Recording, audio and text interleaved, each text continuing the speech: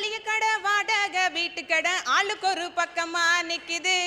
அட வார இருந்த சிற்பா வாழ்க்கைய ஓட்டினாலும் வட்டி கடன் தேன் கூட மொக்கிது. அது வழிப்பறியா வந்து முன்னே நிக்குது. ஐயா, இந்த நிலையில நான் எங்க இருந்தியா நாட்டை பத்தி யோசிக்கிறது? இத்தோட இல்லாம கடங்காரன், பால்காரன், மளிகைக்காரன், புளிக்காரன், சோப்புக்காரன், உப்புக்காரன், காய்கறிக்காரன், என் புருஷா மாதிரி குடிகாரன், பணக்காரன், பண்ணக்காரன், கூலிக்காரன், கந்துவட்டிக்காரன், வட்டிக்கடைக்காரன், தண்டல்காரன், சுண்டல்காரன், இத்தனை கடங்காரன் என் வீட்டு வாசம் முன்னாடி வந்திருக்க. இந்தியா உலக வங்கியில கடன் வாங்கினா ஊராண்ட கடன் வாங்கினா இன்னைக்கு தான் ஐயா. என் கணவர் மீது எனக்கு மிகப்பெரிய ஒரு பக்தி இருக்கு. நீங்க சொன்னீங்கல்ல பதிபக்தி, அந்த ஒரு பக்தி எனக்கு ரொம்ப அதிகமாவே இருக்கு. ஏன்னு வச்சுக்கோங்க, எனக்கு என் வீட்டுக்காருக்கும் அடிக்கடி சண்டை வரும். நான் அவர் அடிக்க என்கிட்ட அவர் அடிவாங்க, நான் அவர் அடிக்க என்கிட்ட அவர் அடிவாங்க, நான் அவர் அடிக்க என்கிட்ட அவர் அடிவாங்க. இப்படி போயிட்டு இருக்குயா. சண்டை ஒரு வழியா முடிவுக்கு வரும். எப்பன்னு கேட்டுங்களேன், அவர் உடம்புல இருந்து ரத்தம் வர வரைக்கும். எப்பா சரளமா பேசுறீன்னு பார்த்தேன், நீ கோவை சரளா மாதிரி வடிவேல போட்டு மிதிக்கிற மாதிரி இப்பதான் தெரிஞ்சுக்கிட்டேன். இப்படி ஒரு சந்தோஷமான வாழ்க்கையை நாங்க வாழ்ந்துட்டு இருக்கோம். இல்ல நான் எங்க இந்தியா நாட்டை பத்தி பேசுறது? இன்னைக்கு குடும்ப பிரச்சனை எடுத்துக்கிட்டீங்கன்னு வச்சுக்கோங்க, காலையிலேருந்து சாயந்தரம் வரைக்கும் படாத பாடுபடுறோம். நான் ஒரு முக்கியமான தகவலை சொல்ல விரும்புகிறேன். நான் ஒரு மீனவ பொண்ணு.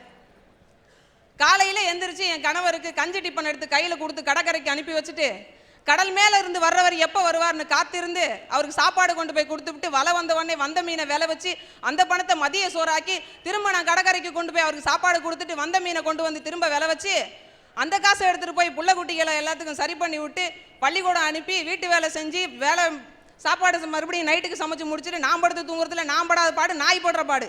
நான் இந்த நேரத்தில் ஒரு விஷயத்த சொல்லிக்கிறேன். என்னோட சொந்த ஊர் திருமுல்லைவாசல் கிராமம்.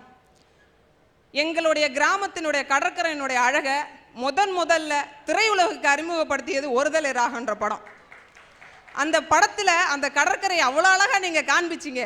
ஆனால் இன்னைக்கு கண்ணீரோட வெள்ளமும் மரண ஓலங்களின் சத்தமும் தான் அங்கே கேட்டுட்டு இருக்குன்றத யாரும் மறந்துடக்கூடாதுன்னு சொல்ல வந்திருக்கையா. என்னோட கணவரை கடலுக்கு அனுப்பி வச்சேன்னு வச்சுக்கோங்களேன், கடல்ல இருந்து கப்பல் வருமா, போட்டு வருமா, இல்லை என் கணவர் திரும்பி வருவாரான்ற ஒரு கேள்வி நிலைக்கு நாங்கள்லாம் தள்ளப்பட்டு இருக்கோம். எங்க சமுதாயத்துல மட்டும்தாயா இளம் விதவைகள் அதிகமா இருக்காங்க. காரணம், கடலுக்கு போனவர் காணாமலே போயிடுறாரு. ஏன் இதை நான் சொல்ல வரேன்னு வச்சுக்கோங்க, எங்களுடைய திருமுல்லைவாசல் கிராமத்துல சமீபத்துல 6 பேர் கடலுக்கு போனவங்க இதுவரைக்கும் திரும்பி வரலையா. 6 குடும்பமே இன்னைக்கு நடுத்தூர்ல நின்றுட்டு இருக்கு. இந்த மாதிரி நிலையில நாங்க எங்க குடும்பத்தையே பார்க்க முடியலையா. நான் எங்க இருந்து நாட்டை பத்தி யோசிப்பேன். தேசிய சின்னத்தை மார்பிள குத்தி வச்சு நெஞ்சு நிமித்தி நிற்கிற இந்தியன்கள்ல நானும் வருவேன். ஆனா சிலோன்கார அடிச்சு அனுப்புறானே முதுகுல எங்களோட தேசிய சின்னம் மாதிரி அடிக்கோடுகளை, அதை எங்களால எந்த ஜென்மத்திலையா மாத்த முடியும்? கடல்ல என்ன கோடாயா போட்டு வச்சிருக்கான், இதுக்கு இந்தாண்ட நீ போ, இதுக்கு இந்தாண்ட நீ போக வேண்டான்னு. கரையை தாண்டின உடனே பட்டுன்னு சுட்டுறான்.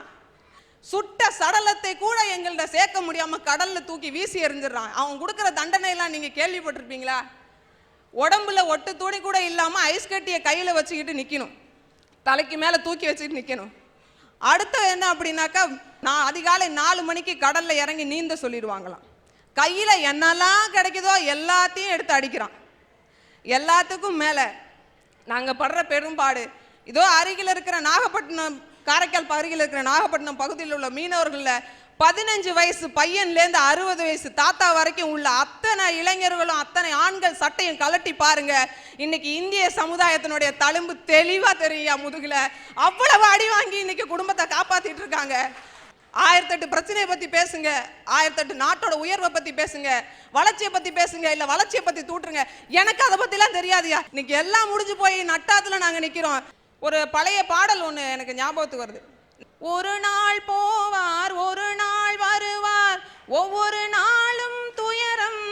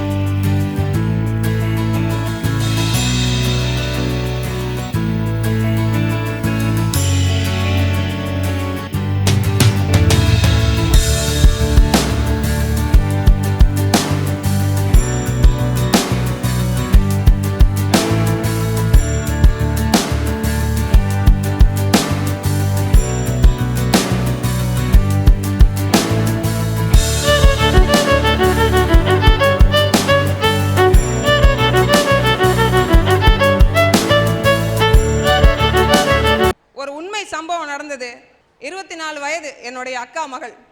அவளை ஒரு நல்ல வாழ்க்கைக்கு திருமணம் பண்ணி வச்சாங்க. திருமணம் பண்ணி வச்சு 3 மாதங்கள் தான் ஆகுது. 3 மாதம் ஆகுது. கடலுக்கு போனவர் 4 நாளாக காணியா. சரி, கடலுக்கு போனவர் காணுமேன்னு சொல்லிட்டு எப்போதுமே 5 நாள் கழிச்சு திரும்பி வருவாங்க. சில நேரம் 6 நாள் கூட ஆகலாம். நாட்கள் தள்ளி போச்சு. இறந்து விட்டால், ஒரு மனிதன் இறந்துட்டான்னு வச்சுக்கோங்க, 5 நிமிஷம் அழுவலாம், 5 மணி நேரம் அழுவலாம். இருக்கிறானே இல்லையானே தெரியாம எத்தனையோ நிமிஷங்கள் துடிச்சு அந்த பொண்ணுக்கு வந்து கிடைச்ச செய்தி என்ன தெரியுங்களா? ஐயா, உன் கணவரை வந்து அங்கே சிலோன்காரவங்க சுட்டுட்டாங்க. அந்த பொண்ணு கேட்ட ஒரே ஒரு கேள்வி, சுட்டது பரவாயில்ல, அது நாங்கள் எப்போவுமே அனுபவிச்சுட்டு இருக்கிற ஒரு விஷயம், அவரோட சடலத்தையாவது கொண்டு வந்தீங்களா அப்படின்னு. அவன் சொன்னான், எங்களெல்லாம் ஹேண்ட்ஸ்அப் சொல்லிட்டான், நாங்கள் கையை மேலே தூக்கிட்டோம், எங்களால் ஒன்றும் செய்ய முடியல. அந்த சுட்ட சடலம் என்னோட போட்டில் கடந்தது, அதை தூக்கி நாங்கள் எடுத்துகிட்டு போயிடக்கூடாதுன்னு கடலில் வீசி எரிஞ்சிட்டாமா. என்னைக்கு கரை ஒதுக்குதுன்னு தெரில, நீ போய் கடற்கரையிலே காத்துருன்னு சொன்னாங்க. அந்த பொண்ணு 10 நாளாக கடற்கரையை விட்டு எழுந்தவே இல்லை ஐயா. 10ஆவது நாள் கிடச்சாரு. அந்த பொண்ணு தன்னம்பிக்கை செத்து போல, அவர் அந்த பொண்ணு மேலே வச்சு இந்த பாசம் செத்து போல. ஒன்னே ஒன்று தான் செத்து போச்சு. இந்த உலகத்தில் இருக்கிற அத்தனை மனுஷனேயும் அன்னைக்கு தான் செத்து போச்சுன்னு நான் முடிவு போட்டேயா. இல்லை, இறந்தவர் சடலத்தை பற்றி நீ எண்ணி பார்க்கிறாய், நான் அந்த சிங்களவர்களுடைய பழி வாங்கும் படலத்தை பற்றி எண்ணி பார்க்கிறேன். இதான் உண்மை.